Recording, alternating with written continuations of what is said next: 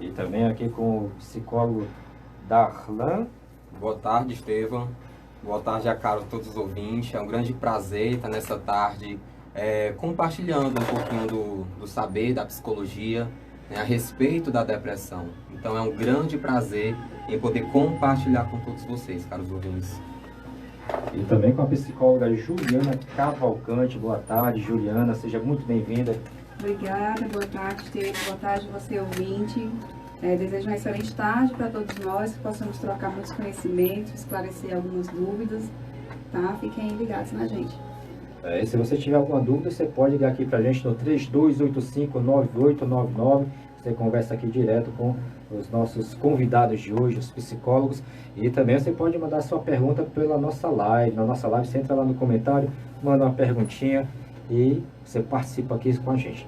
Então, vamos começar conversando aqui, né, sobre como compreender a depressão. Vamos entender um pouquinho da depressão, né, com a Mirliane e o Darlan. E também vamos aqui tirar as dúvidas sobre a depressão na adolescência, né, com a psicóloga Juliana Cavalcante. Então, Mirliane, como é que... o que é a depressão, na verdade, né? Vamos começar aqui a entender a depressão, para você saber um pouquinho o que é, né? O que é a depressão? Tudo bem. Compreender a depressão, primeiramente, né? Passa pelo respeitar e pelo acolher, né? Esse outro que está num momento difícil e que muitas vezes não precisa de julgamento, né? E sim de compreensão. E também é importante, desde já, fazer um alerta que a depressão, ela né, a OMS já aponta que ela é a doença mais incapacitante, não somente do país e nem da América Latina. A depressão é hoje a doença mais incapacitante do planeta. Então, que doença é essa, né, que está incapacitando tanta gente assim? Primeiramente, se eu compreendo, se eu entendo o que é essa depressão, eu vou, compreendendo ela, eu vou ter meios para que eu possa buscar ajuda. Então, a depressão seria, né, esse estado emocional, onde em algumas vivências mal elaboradas, que ela vai culminar nesse estado, nesse humor depressivo. A depressão, ela também pode ser definida como um estado em que a pessoa ela não tem ânimo pela vida. É um estado em que a pessoa perde esse prazer pela vida. E aí a gente pode elencar alguns sintomas da depressão. Como os pacientes chegam na clínica falando, eu sinto um grande vazio, um grande buraco no peito. É assim que eles chegam falando no consultório. E é um buraco no peito, né? Mas antes da gente aprofundar mais um pouquinho dos sintomas, né? A gente vê também que a depressão, ela é muito presente também nos adolescentes. Quer dizer, não tem idade para você ter depressão, não, né? Não tem. Mas a gente consegue ver isso aí muito forte nos adolescentes, né? Principalmente quando você está nas escolas, né? Principalmente onde há uma maior congregação de adolescentes, né? Então, doutora Juliana, você poderia falar um pouquinho para a gente como é essa questão da depressão na adolescência? Adolescente realmente tem frescura ou tem depressão? Como é que... É importante você frisar essa questão da adolescência, por isso eu trouxe esse tema quando você convidou, porque estatisticamente a quantidade de suicídio associando aqui a questão do Setembro Amarelo, ela tem tido mais ocorrência nesse período da saída da infância e início da adolescência, né? E assim como os idosos. Então, é um público que a gente tem que ter uma prevenção e um cuidado maior e mais interventivo, porque o processo do adolescer, que eu vou detalhar um pouquinho mais lá na frente, ele é muito complexo, certo? Assim, ele gera sofrimento, e aí é de a gente entender, assim, o que é que está o sofrimento normal, o que é que está para além do sofrimento esperado nessa transição da infância para a vida adulta, né? E aí, fazendo essa associação com essa questão do Setembro Amarelo, é porque a pessoa, né, que levantou, a família da pessoa que levantou essa campanha, era um adolescente que tirou a vida, né, por conta de uma questão depressiva e tinha um carro amarelo. E aí inicia o projeto de Setembro Amarelo, né, que eu gostaria de fazer esse link com as palavras também da doutora Mirliane, para poder reforçar, já que a gente está em setembro, né, a questão da depressão, porque também estatisticamente aos casos onde há a questão do suicídio, eles estão associados a algum transtorno, né, psicológico. É importante reforçar isso aí. Aí, doutora Milione, doutor Darlan, né, que falou, né, Virginia, que esse sintoma da depressão, esse vazio, esse buraco, né? Esse buraco aí que a doutora Juliana falou na questão do sofrimento, né? Aí, quais são os outros sintomas da depressão? Né? É só esse buraco ou tem mais? É que você pensou buraco, você já pensa num negócio bem profundo, né? É buraco, né? Buraco é fundo, né? Assim, não tem buraco raso. Tem buraco raso, hein? Será? Né? Buraco é buraco, né? Mas... né? Então você já imagina que é uma coisa bastante séria, Profunda. é uma coisa profunda, né? Mas há outros sintomas? Sim, existe sim, né? Mas os mais comuns é essa sensação de vazio, né? Atrelada a um grande desânimo, né? Essa falta de energia, principalmente a falta de interesse por atividades que eram rotineiras, né? Um adolescente que antes tinha o dia para finalizar aquele jogo, hoje ele já não se percebe mais assim. Algo muito prazeroso que às vezes se torna um sacrifício de fazer. Por isso que às vezes é confundido com a preguiça, né? Não é que ele não esteja com preguiça, ele não sente ânimo e nem vontade para fazer aquilo. Essa falta de motivação é muito clara nesses pacientes. O pessimismo, né? Às vezes são pessoas muito negativas, não nada dá certo, eu não sirvo para nada. Normalmente fica com esses pensamentos negativos, né? Esses são os principais sintomas que a gente costuma ouvir na clínica, né? Aquilo que é mais recorrente para nós.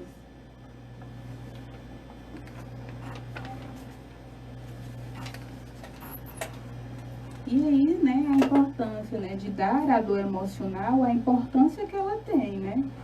Às vezes não é algo que é mais concretizado no corpo, mas a fala, por isso a importância de dar esse lugar de fala, porque eu só compreendo o que o outro está passando se eu permito que ele se expresse. E quais seriam as causas da depressão? Assim, a depressão, ela tem uma causa? Ou é um processo natural? Né, doutor Darlan? Fala aí pra gente um pouquinho. Ok, Estevão. Ainda não há, tá, algo comprovado realmente. Ainda não existe, assim, totalmente algo que comprove, né, o aparecimento do quadro depressivo, né, da depressão. É curioso que antigamente acreditava-se que o meio ele era responsável, tá? Ou seja, se você tem um contato com uma pessoa que se encontra com um estado depressivo, isso seria um potencial para você também ter depressão. Assim, como se fosse algo contagioso. Contagioso, né? Exatamente. Só que isso é mito, né? Isso não existe. Pelo contrário, a pessoa que sofre com depressão, ela tem sim que receber visitas, ela tem que sair, né?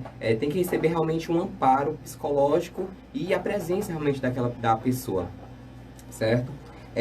Porém, os conhecimentos atuais, né, permite evidenciar que existe aí uma alteração, tá? Uma alteração aí em algumas substâncias cerebrais, tá? Como os neurotransmissores, como a serotonina, que ela é conhecida popularmente como o hormônio aí do bem-estar, tá? Só que ela não está ligada somente ao bem-estar, ela também vai regular o humor, o sono, o apetite, tá? A temperatura do corpo, o movimento.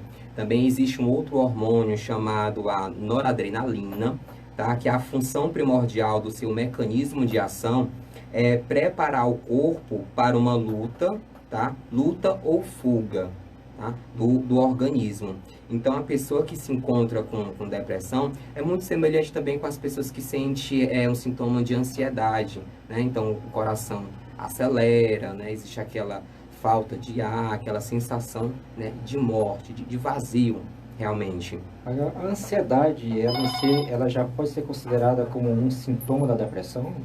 Ela pode chegar a um quadro depressivo. Não significa que uma pessoa que tem um quadro ansioso vai ter depressão. Mas ela pode sim, se ela não for cuidada, se ela não for tratada, ela pode chegar à depressão. Então, quais seriam os fatores de risco para se desenvolver a depressão? Bem, Estevão, existe aí uma questão familiar, né, uma questão genética, Mas isso não significa Alô? que se você tem um pai, ou então se você tem uma mãe ou um irmão com um quadro depressivo, você vai ter, tá? Só que isso é uma questão potencializadora, tá? Então você está mais predisposto a ter depressão. Temos aí os transtornos psiquiátricos, né? Alguns transtornos como o afetivo bipolar, a esquizofrenia, né? Os transtornos de desenvolvimento, incluindo aí o autismo, são também indícios e potencializadores, tá? E o quadro depressivo, tá? Ansiedade crônica, tá? As disfunções hormonais, né? O hormônio, ele tem um grande papel aí na questão do corpo, né? Do organismo, né? Principalmente entre as mulheres, por conta dessa disfunção hormonal, a mulher ela é mais predisposta a ter um quadro depressivo, por conta dessas alterações hormonais, Estevão.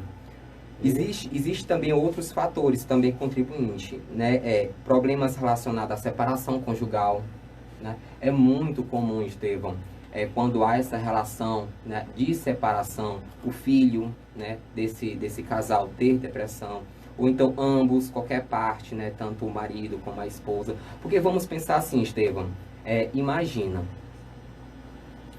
Imagina, você tem uma perspectiva de futuro, uma visão de futuro, né, com a pessoa, porém esse relacionamento não dá certo, né?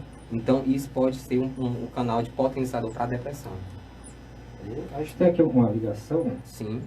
Aqui é uma que faz uma coisa, já que você está falando essa questão familiar, né? Tá. Então, pode perguntar. Alô? Pronto, pode fazer a pergunta, tá bom?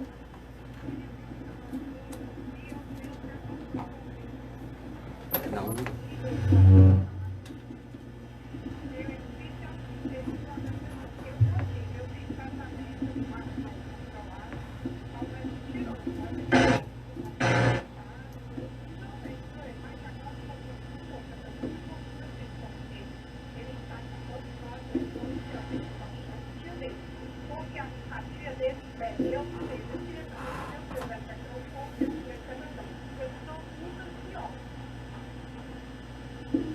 Deu para entender? Não. Não, só posso responder a perguntar de novo para mim? Que aí não deu para escutar aqui direitinho. Não.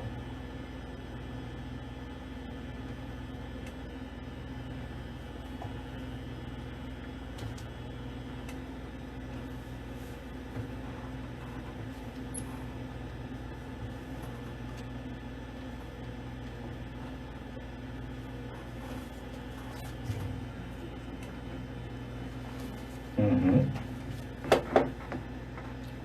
Certo. Pronto. Pronto, eu entendi. Vou passar aqui a pergunta, tá? Tá ótimo. Então pronto. Então eu vou desligar aqui e ele responde se ela acompanha pelo rádio, tá bom? Tá bom, obrigado, tá? Pronto. Ela quer saber porque ela já teve depressão, Tá. certo? E ela está perguntando que o filho dela não dá muita atenção a ela, né? Prefere sair com outras pessoas, outros familiares, né? E que ela se sente muito magoada com isso e chora, né? Fica triste. E ela gostaria de saber se aí seria algum indício de que ela está voltando a ficar no estado depressivo, né? Voltar a ter depressão. Ok. Como é o nome dela? A dona Leila. Pronto. Leila, quando a gente fala que a pessoa se encontra no estado depressivo, a gente não fala de cura, tá? Porque realmente, infelizmente, não existe aí uma cura. Existe uma melhora, tá? De um quadro depressivo. Ela pode voltar? Pode, tá? Mas aí tem que distinguir. Será que realmente está voltando os sintomas depressivos ou somente é uma tristeza pelo filho, pelo fato do filho não dar tanta atenção? Tá? E é muito bom, Leila, você chegar realmente para o seu filho e conversar, né? E perguntar, né? E realmente expor, colocar nas mesas por que não tem essa interação, né? Por que ele prefere sair com os demais e não com ela? Pronto. Pronto, só Doutora complementando. Juliana, vai? Pronto. Com licença, tá? É Darlan. Só complementando, assim, é importante a gente esclarecer, primeiro que aqui a gente está no momento de esclarecimento, né? Sim. Obviamente nada substitui a conversa individual com o profissional. Mas assim, se permitir as emoções, a gente está num momento sociocultural que às vezes sentir, passar pelas 5 principais emoções, deixa um pouco a gente na dúvida se aquilo ali está sendo saudável ou se não está sendo saudável. Eu entendi a questão do histórico, que ela já teve depressão, né? Mas assim, que é natural até certo limite, tudo é possível, tudo é normal, né? Até um certo limite. Então, é natural a gente se ver, perceber triste, feliz, mais para baixo, mais para cima, certo?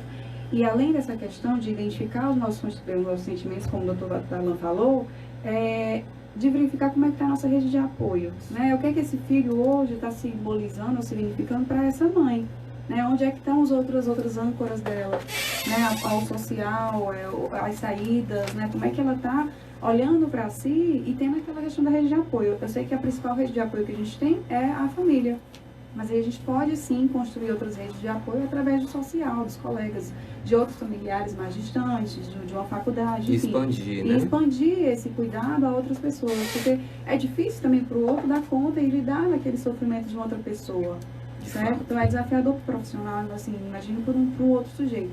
Então, como é que está essa rede de apoio dela, né? Não no sentido medicamentoso, não no sentido profissional, mas como é que está essa ida dela a outros lugares, a questão física, atividade física, o que ela está fazendo hoje que desperta, né, o interesse dela, enfim, que dá essa âncora na questão do bem-estar dela de uma forma geral, tá bom?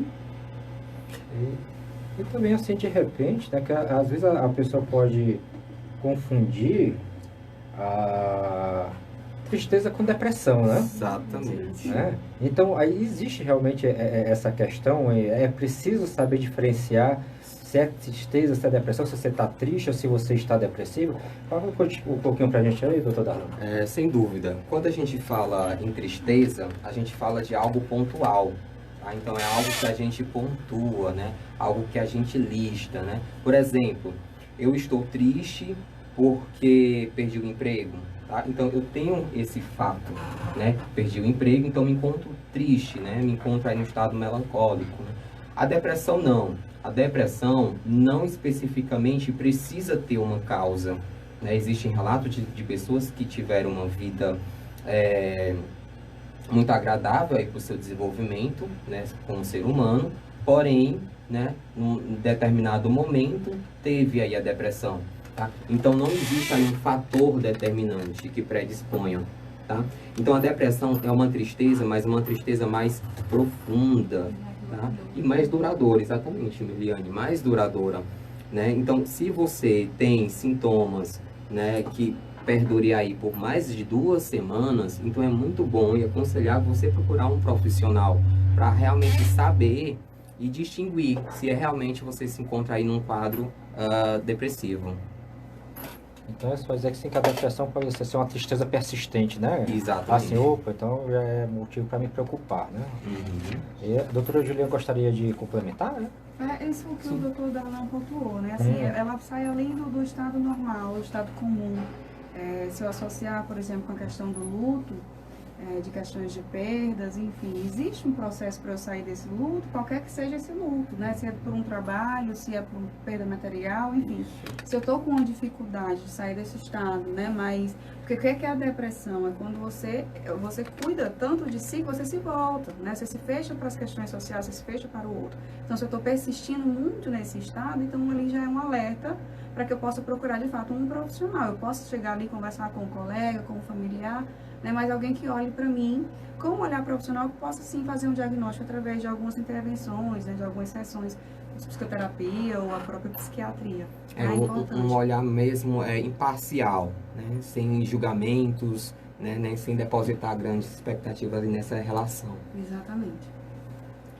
E como é que pode ser feito o diagnóstico da depressão?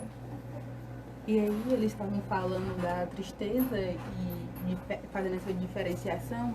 O próprio tempo, né, da tristeza e esse tempo de depressão é um dos critérios para o diagnóstico, né? E aí, tristezas perduradas por mais de 2 semanas ou mais, já pode sim considerar um alerta para esse indício. E quando eu percebo, né, esses sintomas que a gente já trouxe aqui, quem eu devo procurar, né? Qual o lugar que eu devo me dirigir? Hoje existe a UBS, né, a Unidade Básica de Saúde, que é um dos locais que as pessoas mais estão procurando, né? Às vezes essa intervenção começa pelo clínico geral, por não ainda ter essa procura do psiquiatra, mas gostaria de ressaltar que o psiquiatra é o profissional que dá esse diagnóstico de depressão, né?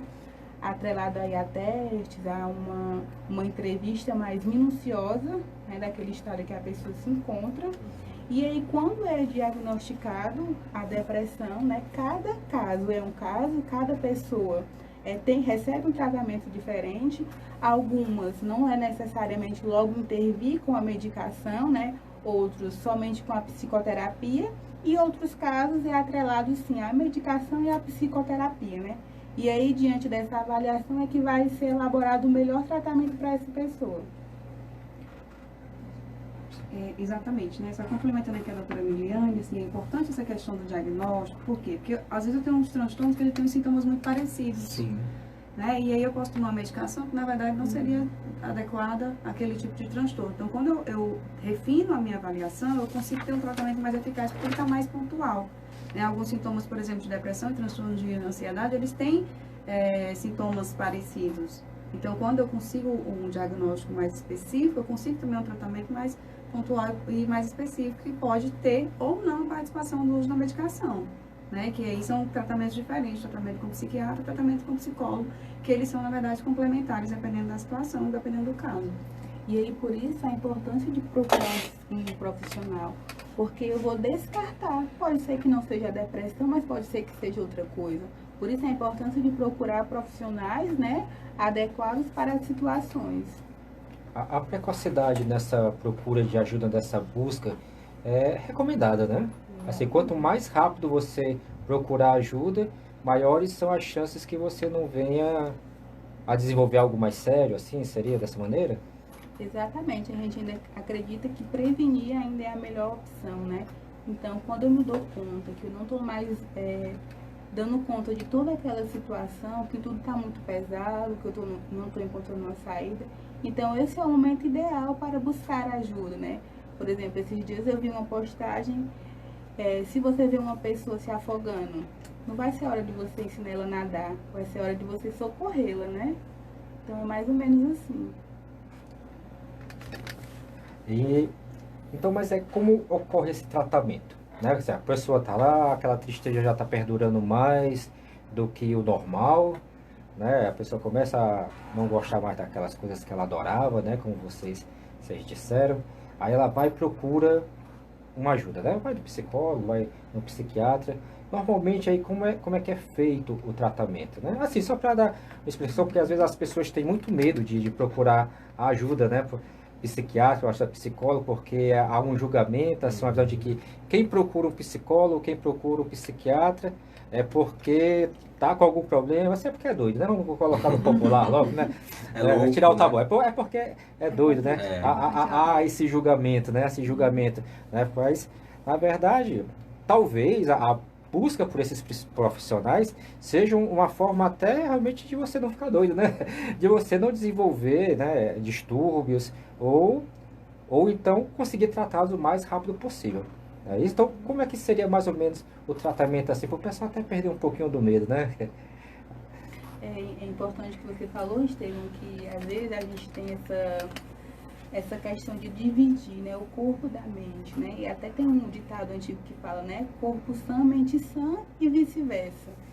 Então, se eu já fui avaliada, procurei o profissional ou da UBS, que às vezes a gente depara logo com um clínico geral e aí a gente é encaminhado para um CAPS, né, que hoje é o trabalho que a gente faz dessa forma, e aí o diagnosticado com depressão, e agora? E aí tem a questão dos tipos de depressão, né? Tem depressão mais leve, a depressão moderada e a depressão grave.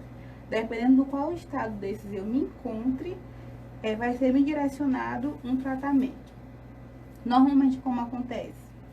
Medicamentoso inicialmente, E aí, atrelado a isso, o psiquiatra ele encaminha para o tratamento psicoterápico. E aí eu resgato a fala do Darlan, quando ele iniciou falando que a depressão também é essa disfunção neuroquímica. E por isso a intervenção do medicamento, né?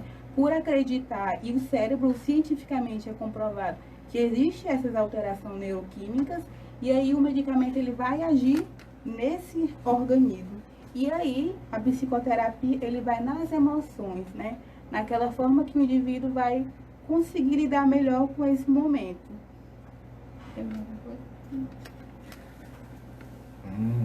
Isso aí é um negócio meio assim, né? Às vezes a medicação é para sempre. Não, ainda É porque é outro medo. São alguns mitos. Alguns mitos, que né? a gente enfrenta. Assim, que às vezes o próprio, assim como o psiquiatra, ele faz esse trabalho em conjunto com o psicólogo, faz o encaminhamento, o psicólogo também, né, quando ele percebe que ali já está para além de algum outro diagnóstico, ele encaminha para uma avaliação também do psiquiatra, né? E uma das coisas que a gente enfrenta é a questão da medicação, porque existe uma resistência com receio de ficar tornar dependente ou dos próprios sintomas que a medicação pode gerar.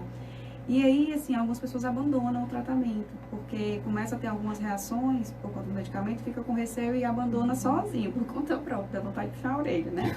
Mas, assim, é importante que você tenha um relacionamento muito próximo com o seu psiquiatra, né? Que, olha, o remédio não está me fazendo bem, a gente pode fazer alteração, porque hoje a gente tem uma variação de medicamentos com menos malefícios, assim posso dizer, né? Que não geram tanta dependência, enfim, que está mais associado a algo mais específico, dependendo do diagnóstico da pessoa. E é importante quando eles falam da questão das neurosinapses, das questões neurológicas, é que se eu não fiz uma avaliação bem feita, estou com um transtorno de ansiedade, tomo medicação para transtorno de ansiedade, mas na verdade eu tenho uma depressão, o meu tratamento ele está comprometido, porque eu estou tomando medicação para ficar um pouco mais desacelerado. Isso. E alguém que está desacelerado, já está, né, com depressão, tomando a medicação desacelerada, ela tende, né, a ter um efeito aí colateral dessa medicação, além do esperado.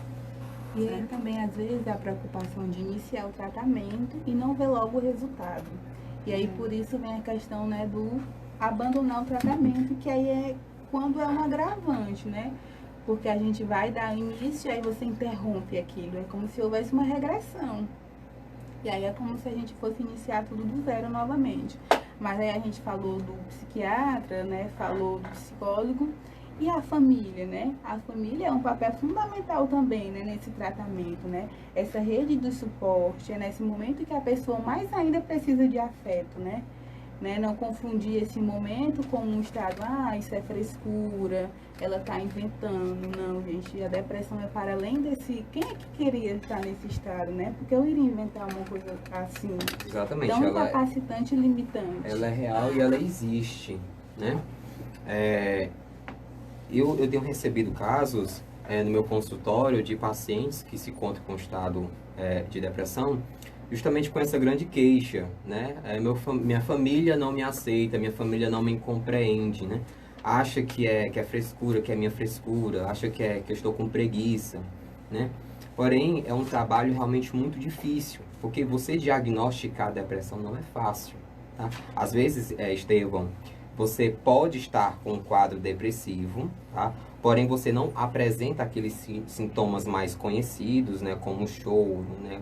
Como isolamento, né? Às vezes é um sintoma gastro, né? Às vezes é uma dor no corpo, às vezes é um sono, né? Que você não consegue dormir, né? Então, por isso que o diagnóstico, como a doutora Juliana estava falando, tem que ser feito corretamente, né? E tem que ser realmente verificado se está no tratamento correto, se você está encaminhando.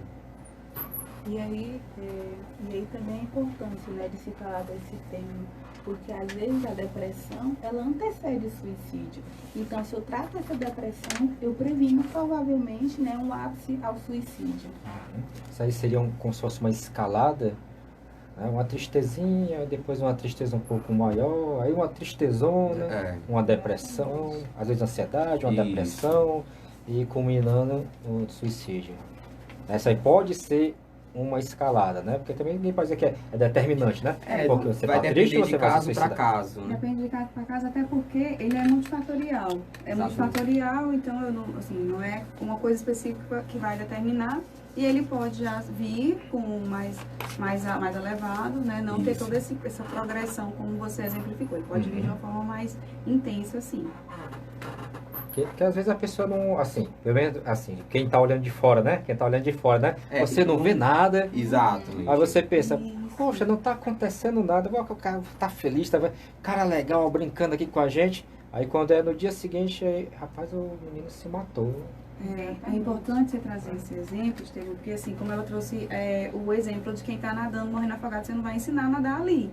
Só que quem está lá morrendo afogado, você está fisicamente vendo que a pessoa não está bem. E a questão emocional, você não consegue, não é tão transparente, não é tão claro quando você tivesse com algum machucado no corpo, as pessoas não conseguem perceber.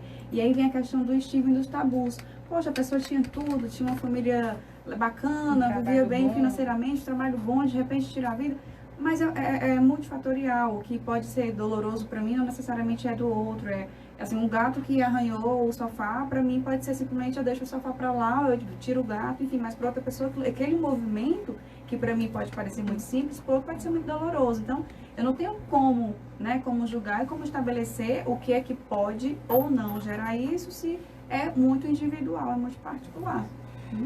Porque até então, doutora, quando a gente vai pensar em sociedade, a sociedade não permite, né, que a gente mostre as nossas fraquezas, né, as nossas mazelas, né? A sociedade, ela cobra que você fique constantemente feliz, né, que você com boa aparência, exatamente.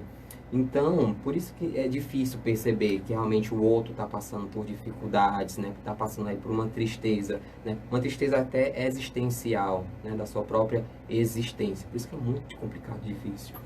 Eu gosto sempre de trazer o exemplo, eu não sei se o ouvinte aí já vai lembrar desse filme, mas tem um filme chamado Divertidamente, né? Assim, que ele é infantil, mas ele é muito mais para os adultos do que para as crianças. Que ele fala exatamente essa questão, assim, eu achei uma grande sacada do autor, porque a gente está numa sociedade que não pode ficar triste, né? E aí, às vezes, eu me usurpo da mídia social para ficar feliz. Por exemplo, eu quero conhecer tal lugar. Eu estou vendo pessoas conhecendo e me sinto que conheci. Então, eu tenho uma falsa sensação de prazer daquela saída, né? Eu vou através... Porque não é real, né? Não é real, não sou eu que estou vivendo aquilo ali. E a grande sacada que o filme traz é a tristeza, que salva todas as outras emoções. Eu falo das 5 principais emoções, né? Eu falo da raiva, eu falo da alegria, eu falo do nojo, eu falo do medo, que todas são importantes, assim como a ansiedade, enfim, né? Ela chega a ser um problema quando ela está para além daquela normalidade, e de repente vem a tristeza, que é o que a sociedade está condenando, que a sociedade não está permitindo acontecer, e com a lágrima da tristeza ela salva todas as outras emoções. Então, assim, é importante sentir a tristeza, por exemplo, é um processo de amadurecimento psíquico. Né? Se eu estou fugindo daquele sofrimento, se eu estou fugindo daquela dor, como é que eu vou desenvolver, como é que eu vou estar preparado para passar por qualquer outra situação da minha vida que eu preciso lidar com a dor? Né? E A gente não pode anular, né? Eu não posso anular, faz parte da vida. Exatamente, né? A gente coloca que a dor também tem esse lugar fundamental, né? De nos constituir enquanto pessoas, né? A nossa verdade, o nosso eu. A dor também tem esse lugar. E por isso a importância, né? De não tentar mensurar a dor do outro, né? Ela não tem nada, uma vida muito confortável, né? Como a gente já apontou aqui, ela tem depressão. Mas quem vive é ela, né? A dor é dela, não tem como mensurar isso. Mas então a pessoa normal, entre aspas, né? Normal, entre aspas, tem que sentir todas as emoções, né? Ou pelo menos tem que se permitir sentir todas as emoções, passar por todas elas. Isso, porque faz parte aí do desenvolvimento do ser humano, ter todas essas emoções. Né? Por isso que é muito importante a gente vivenciar, né? A alegria, vivenciar a tristeza e também demonstrar para o mundo que eu posso sim estar feliz, mas eu também posso também estar triste. Né? Isso não vai me diminuir. Né? E aí é quando a gente vê muitas vezes as idas aos clínicos gerais, ao ortopedista, a dermatologista, aquelas dores aparecendo e faz exame tal e faz outro exame e não é nada. E de onde é? Onde é que está aparecendo tudo isso, né? A gente costuma chamar de dores psicossomáticas. É quando a nossa mente ela vai elaborando para o corpo uma dor que é emocional, que ela vai apresentando no corpo, né? Internaliza, né? Isso. Você já diz, cara, procura ajuda. Se tu não vai procurar por causa da tristeza, eu vou te dar uma dor. É tipo isso. Vou te dar uma dor, você vai ter que ir de qualquer jeito. É tipo Né? isso. Então, O corpo também fala, né? aham, Se eu não estou procurando ajuda por mim mesmo, o corpo parece que dá aquela forcinha, vai. te dá um motivo para ir, né? Mais claro, né? É mais claro, mais aparente. Isso. Eu tenho até uma frase que fala assim: a dor pode nos fazer lembrar que estamos vivos, mas o amor nos faz lembrar o porquê. Não, repete, doutor Dalão, por favor. Isso aí foi profundo. Isso aí foi não um buraco, né? Mas foi profundo. Bem, a frase é assim: a dor pode nos fazer lembrar que estamos vivos. Porque causa incômodo, Isso, né? porque causa incômodo. Mas o amor nos faz lembrar o porquê. Tá? Então, realmente, é essa lógica. A gente só se percebe que está doente através do olhar do outro, né? Mas a gente tem que também parar e nos olhar, né? Saber como é que está internamente o nosso estado emocional, a nossa psique, né?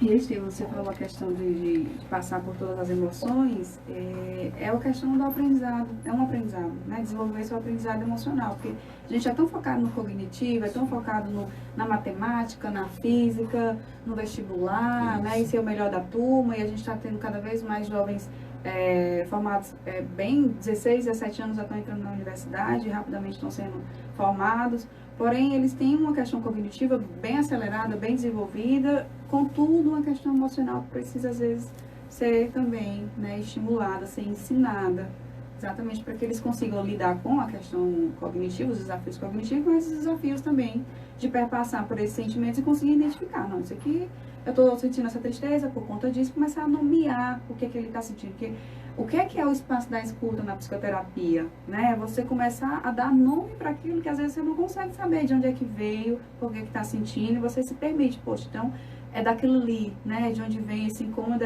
de tal momento, de tal situação. E aí você começa a criar condições de intervir sobre aquele sofrimento. Estevam, um grande erro aí que os pais cometem na criação dos seus filhos é essa relação de super proteção, né? Eles não permitem que os filhos, eles passem aí pela frustração, né? Só lembrando que a frustração, ela faz parte aí do desenvolvimento do ser humano. É necessário que possamos passar por ela, né? Então, quando os pais protegem demais e têm dificuldade de dizer não, né? Ele acaba não ajudando esse adolescente, mas prejudicando no futuro, né? Prejudicando no emocional, né? Porque até então, no futuro, né, ele vai sair dessa bolha, né, que é o laço familiar, e vai se deparar com o mundo real, né? E o mundo real, né, é muito diferente do mundo real dentro de casa, né? Por isso que existe essa problemática da criação dos pais com os adolescentes, com seus filhos. Bom, então agora nós vamos para o nosso apoio cultural, a gente volta já já, e uma das lições que eu aprendi nesse bloco, né, de tantas lições, né? Uma interessante, principalmente que você falou da questão de que a gente tem que sentir dor, né, Darlan? Isso. Que faz parte da vida, né? Então a gente pensa assim, né? Se depois dos 40 você não sentir nenhuma dorzinha, é porque você morreu, né? Então fica ligado. Estamos de volta com o programa Escolhe Pois a Vida. Estamos tendo aqui uma conversa super legal, super produtiva sobre depressão. A gente compreendeu um pouquinho da depressão e da depressão em adolescentes. Então vamos agora, a gente falou tanta coisa, né, sobre depressão, né? Então, não, vocês falaram, né? Porque aqui só está atrapalhando vocês um pouquinho, né? Porque senão É isso. Tem que ser. Né? Ó, então, existe assim uma esperança a questão da depressão, né? Existe uma prevenção, assim, é possível você prevenir a depressão, ou ela é um estado que, assim, quem está destinado a ter realmente vai ter e não há o que se fazer? Não, de forma Só alguma. tratar, né? Não, de forma alguma. Existe sim, tá? Uma prevenção. E a melhor forma de prevenir a depressão é realmente cuidando aí do corpo e da mente, né? Então, como é que eu posso, Darlan, fazer, como é que eu posso cuidar do meu corpo e da minha mente, né? Primeiramente é compartilhar, né, com os amigos, né, com os familiares, né, que podem aí dar um suporte, né? Então, compartilhar realmente os seus problemas, tá? Outra forma de você também na prevenção é a prática de atividades físicas, né? Hoje em dia existem aí pesquisas que comprovam que a atividade física, ela libera aí hormônios e outras substâncias importantes aí para a manutenção do humor, né? A leitura, tá? Aprender coisas novas também é muito importante, né? Ter hobbies, né? Viajar, né? Conhecer pessoas novas, culturas novas, né? É uma boa também índice de prevenção pro suicídio, né? É uma grande prática que eu vejo que tem uma melhora aí nas pessoas através do yoga, né? O yoga, né? Então, essa prática faz com que você entre em contato, né, consigo mesmo. Outra também seria se inserir, né, em algum movimento religioso, né? Também é muito importante a espiritualidade, né? Também você também poder trabalhar esse seu lado, né? Então, isso são pontos, né, de prevenção, né, para que no futuro você não possa aí sofrer de um quadro depressivo. E também eu diria que a maior prevenção seria a educação, né? Falar, desmistificar, esclarecer, disseminar essa ideia, porque quando eu conheço, né, eu me identifico naquilo, então eu procuro ajuda. Porque quando eu não sei, eu fico naquela e aí o tempo passa e a doença vai se instalando e aí às vezes já não se dá mais para fazer nenhuma intervenção. Então a gente só consegue combater aquilo que a gente conhece. Então, por isso que a educação ainda é a melhor forma de prevenir, né? Quer falar alguma coisa, Juliana? Pois é, então você tem que tirar o bicho-papão do armário, né? Debaixo da cama. Exatamente. Não somente tirar, mas enfrentar. Enfrentar, né? Isso. E é um movimento difícil, né? Um movimento delicado, você se expor, que uma coisa é você se expor para o outro, né, enquanto profissional, mas você se expor para você mesmo, começar a perceber, identificar as suas fragilidades, que é que pode estar relacionado a isso tudo. É um movimento, a gente entende como um movimento difícil, por isso que o processo é longo, às vezes as pessoas chegam no set, né, para poder fazer os atendimentos e esperam que isso aconteça, como a doutora Williane estava falando, né, como pode piripim, eu vou lá e sair bem, assim, e não é tão rápida a intervenção, é um processo, e às vezes as pessoas ficam com receio, poxa, mas tô há um mês, né, o que é um mês, então um mês o psicólogo, não tô vendo melhora nenhuma, então assim, é de também saber que esse movimento, ele é demorado, porque é um movimento de você consigo mesmo.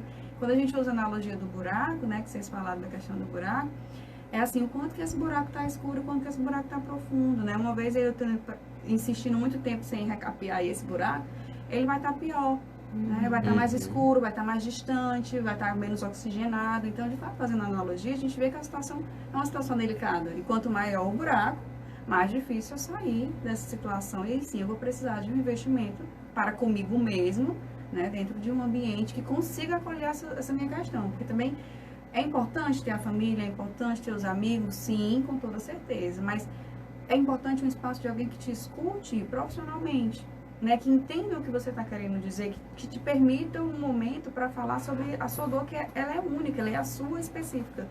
Então, que não vai ali te julgar, não vai ali dizer que aconteceu com alguma vizinha e que ela deveria usar a receita B, né, enfim. Isso. Então, é importante esse movimento, é um movimento de se expor, sim, a gente entende que é um movimento sem disposição, mas é um momento extremamente necessário.